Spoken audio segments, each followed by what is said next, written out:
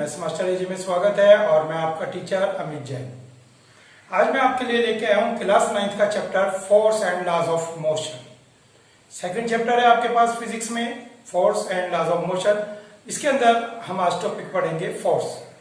ठीक है, फोर्स के बारे में पढ़ेंगे, फोर्स क्या होती है, फोर्स के इफेक्ट क्या होते हैं, unbalance force, balance force.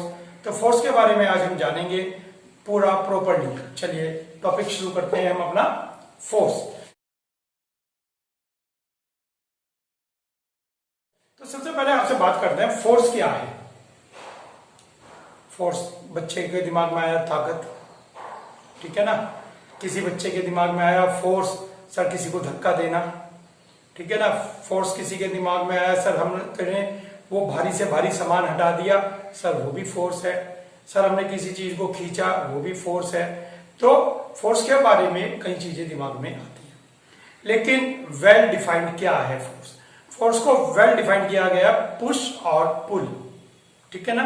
Push और पुल, जैसे आपने देखा होगा एल्युमिनियम के गेट पे लिखा होता है पुश और पुल, ठीक है ना। तो पुश मीन्स धकेलना, पुल मीन्स खींचना, ठीक है ना। जब आप किसी चीज को धकेलते हैं या खींचते हैं तो ये एक फोर्स है। वो सामने मेरे चेयर पड़ी है, मैं उस चेयर को पुल करता हूं, ठीक है ना। मैंने इसको पुल किया या मैं इसको पुश कर देता हूं, ठीक। तो पुश और pull is called force. Force के बारे में सिंपल बात बताई गई है, पुश और पुल इज कॉल्ड फोर्स, ठीक है। डेफिनेशन देखेंगे आप।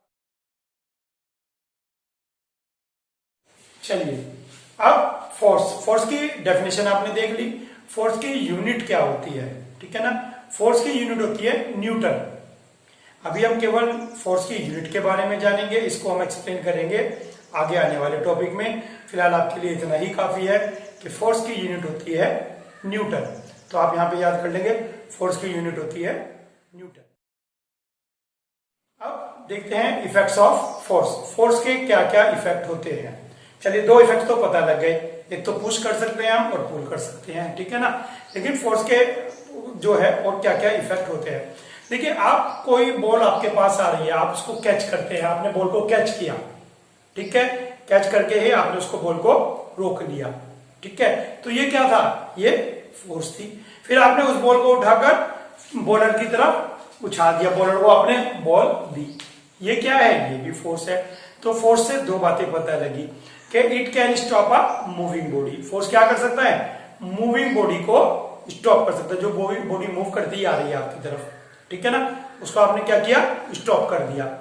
सामने से बच्चा साइकिल पे आ रहा है और आपने उसको पकड़ कर रोक दिया, भाई रुक जरा रुक। मोटरसाइकिल वाले के साथ मत कर देना, स्पाइडरमैन तो ट्रेन को भी रोक लेता है, रुक।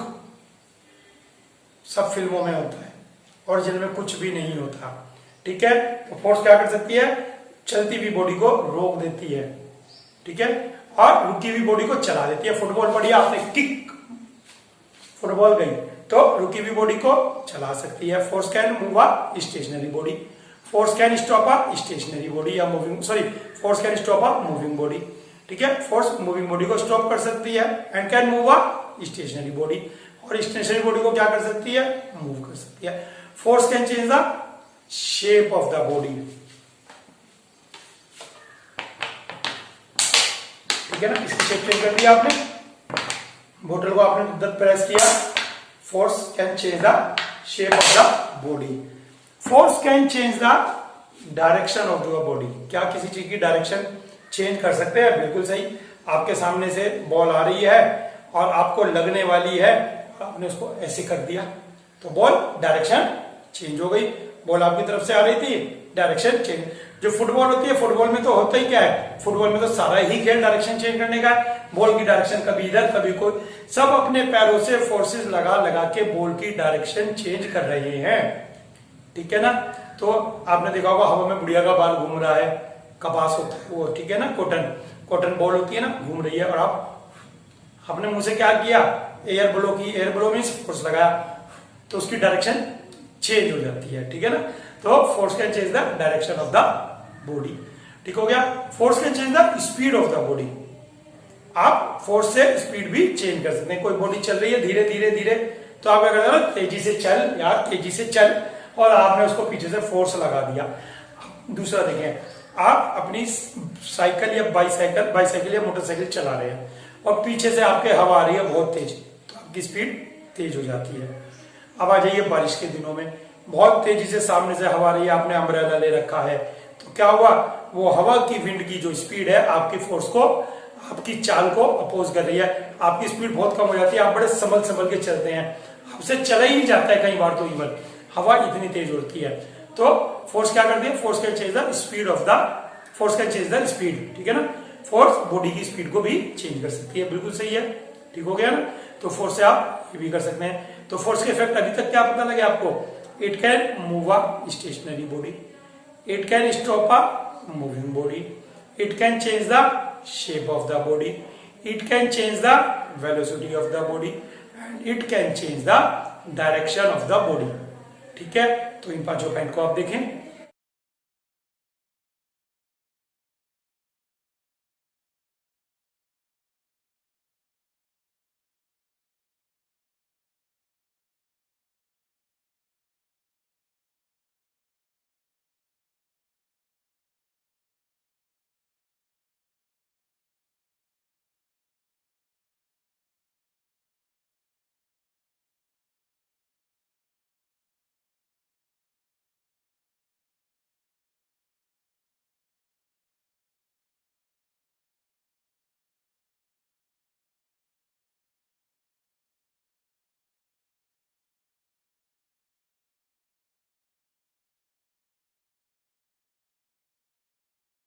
चलिए अब देखते हैं balanced force and unbalanced force. Balanced force क्या होती है, मान लीजिए इस बोतल के ऊपर सब फोर्स लगा रहे हैं, कोई इसको इधर से खींच रहा है, कोई उधर से खींच रहा है, सब खींच रहे हैं, लेकिन ये मूव नहीं हो पा रही है, मीन्स सारी फोर्सेस मिलके बैलेंस, बैलेंस मीन्स इस चीज को हिला नहीं पा रही हैं, सारी फोर्सेस मिलके इस बोतल को नहीं हिला पा रही हैं, ठीक है ना। जब सारी फोर्सेस का रिजल्टेंट जीरो, मीन्स फोर्सेस तो लग रही है लेकिन कोई काम नहीं हो रहा है, कोई काम नहीं हो रहा है, तो उसको क्या कहेंगे आप, रिजल्टेंट इज जीरो। मान लीजिए 10-15 फोर्सेस इसको लगा रही हैं, यहाँ पे रस्सी से बांध दिया, सब खींच रहे हैं और ये यहीं पर है, ये इवन हिल भी नहीं रही है, तो हम क्या कहेंगे, it is balance force. Balance force के अंदर क्या होता है कि कोई भी बॉडी अपनी पोजीशन चेंज नहीं करती, लेकिन इसकी शेप चेंज हो जाएगी, ठीक है, मोशन नहीं कर रहे लेकिन इसकी शेप चेंज हो जाएगी। तो जब बॉडी मूव नहीं कर रही है, कुछ ना कुछ तो होगा, शेप चेंज हो जाएगी। मान लीजिए आप और आपका बहन भाई आप लड़ रहे हैं, कॉपी खींच रखी है और कॉपी दोनों खींच रहे हैं, तो आप क्या कहते हैं, छोड़ दे नहीं तो फट जाएगी, छोड़ दे नहीं तो फट जाएगी, ठीक है ना। तो ऐसी कंडीशन में क्या होगा, ऐसी कंडीशन में अगर कॉपी मूव नहीं कर रही है तो आधी उसके पास जाएगी, आधी उसके पास जाएगी, पड़ेंगे दोनों के थप्पड़, बहुत पिटाई होने वाली है। और जिसकी कॉपी है वो तो रोएगा धाड़े मार मार के, भले ही रफ कॉपी भी हो लेकिन धाड़े मार मार के रोएगा जब तक सामने वाले की पिटाई ना हो जाए, ठीक है ना। सारे ऐसे करते हैं बच्चे, आप भी ऐसे ही करते हो मुझे पता है।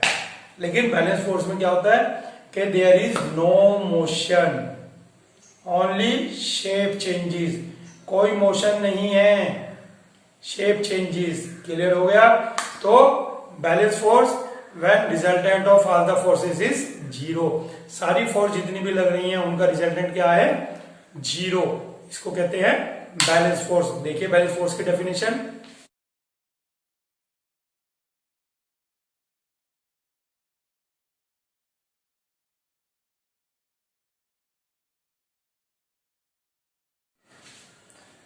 चलिए बात करते हैं अनबैलेंस्ड फोर्स की। अनबैलेंस्ड फोर्स क्या होती है, अनबैलेंस्ड फोर्स बिल्कुल बहुत स्मूथ, आपने ये फोर्स ज्यादा है, ये फोर्स कम है, ये ज्यादा है ना फोर्स, ठीक। इसमें क्या होता है, इसमें बॉडी के अंदर मोशन आ जाती है, जो ज्यादा फोर्स लगाएगा वो धक्का दे नहीं पाएगा। एक धक्का उधर से लगा रहा है, कुश्ती लड़ रहे हैं, एक उधर से कुश्ती लड़ रहा है, जिसकी फोर्स ज्यादा होगी वो कम फोर्स वाले को धक्का दे देगा, मीन्स उसकी मोशन ला देगा, उसकी पोजीशन चेंज कर देगा। तो इसमें भी जो ज्यादा फोर्स होगा वो दूसरी तरफ मोशन ला देगा, मोशन ला देगा, लेकिन इसके अंदर शेप चेंज नहीं हो रही है। देख लीजिए शेप ऐसे चेंज होती है ना, लेकिन इसके अंदर शेप चेंज नहीं होगी। तो इस बात का ध्यान रखें, unbalance force when resultant of all the forces is not zero, जितनी भी फोर्सेस हैं उनका रिजल्टेंट जीरो बिल्कुल भी नहीं है। याद रखें, सारी फोर्सेस का रिजल्टेंट जीरो नहीं है। एंड बॉडी इसमें क्या कर रही है, बॉडी इसके अंदर मूव कर रही है।